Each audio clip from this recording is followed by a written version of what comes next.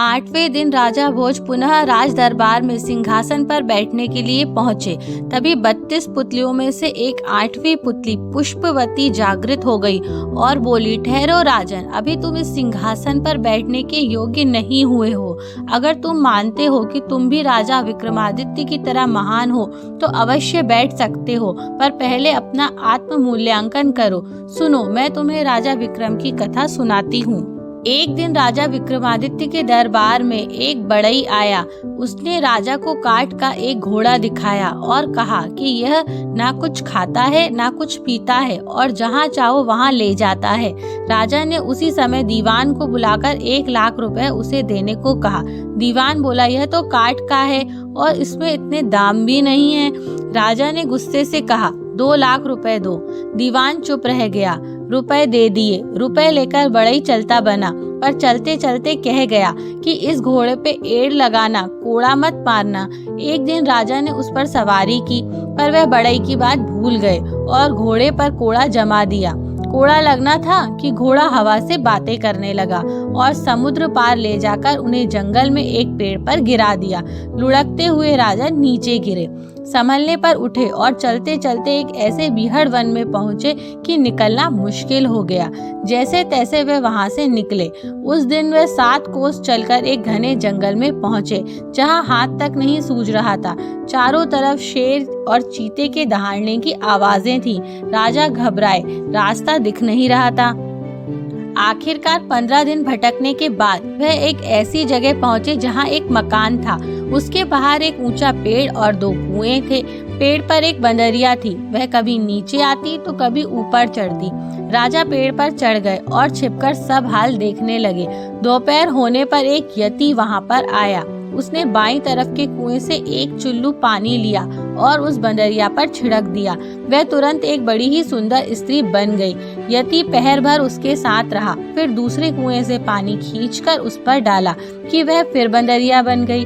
वह पेड़ पर जा चढ़ी और यति वापस गुफा में चला गया। राजा को यह सब देखकर बड़ा अचंभा हुआ।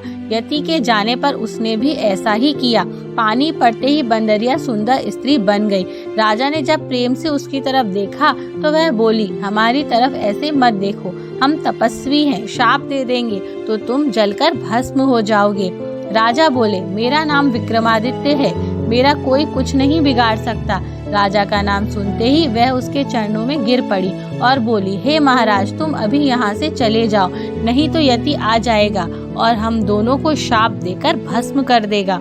राजा ने पूछा, तुम कौन हो और इस यति के हाथ कैसे पड़ी? वह बोली, मेरे पिता कामदेव और माँ पुष्पावती हैं। जब मैं 12 वर्ष की हुई तो मेरे माँ बाप ने मुझे एक काम सौंपा। मैंने उसे नहीं किया। इस पर उन्होंने गुस्सा होकर मुझे इस यति के हवाले कर दिया। वह मुझे यहाँ लेकर आया है और बंदरिया बनाकर रखा है। सच है, भाग्य के लिखे को कोई नहीं मिटा सकता। राजा ने कहा, मैं तुम्हें साथ ले चलूंगा। इतना कहकर उसने दूसरे कुएं का पानी छिड़ककर उसे फिर से बंदरिया बना दिया। अगले दिन वह यति आया। जब उसने बंदरिया को स्त्री बना लिया तो वह बोली, मुझे कुछ प्रसाद दो। यति ने एक कमल का फूल दिया और कहा, यह कभी कुम्हलाएगा नहीं और हर रोज एक लाल रत्न देगा, इसे संभाल कर रखना। यति के जाने पर राजा ने बंदरिया को स्त्री बना लिया। फिर अपने वीर बेतालों को बुलाया। वे आए और तख्त पर बिठाकर उन दोनों को ले चले। रास्ते में यति का दिया लाल रत्न उगलने वाला फूल राजा ने एक सुंदर खेलते हुए बालक को दे दिया। बालक फूल लेकर घर चला गया। राजा स्त्री को लेकर अपने महल में आ गए। अगले दिन कमल में एक लाल रत्न निकला। इस तरह हर दिन निकलते निकलते बहुत से लाल रत्न इकट्ठे हो गए। एक दिन उस बालक का पिता उन्हें बाजार में बेचने गया। कोतवाल ने उसे पकड़ लिया और राजा के पास लेकर आ गया।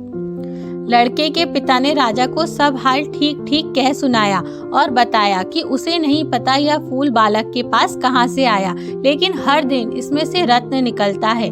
यह सुनकर राजा को सब याद आ गया। कोतवाल को उन्होंने हुक्म दिया कि उस बेकसूर आदमी को छोड़ दिया जाए, वह 1 लाख रुपए इनाम में दिए जाएं।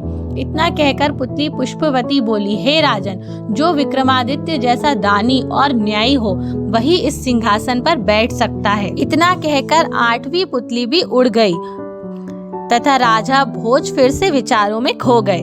तो फ्रेंड्स, सिंहासन 32 से जुड़ी इसी तरह की रोचक कथाओं के लिए जुड़े रहिए हमारे YouTube चैनल मोटिवेशनल वाइब्स के साथ। Thank you friends.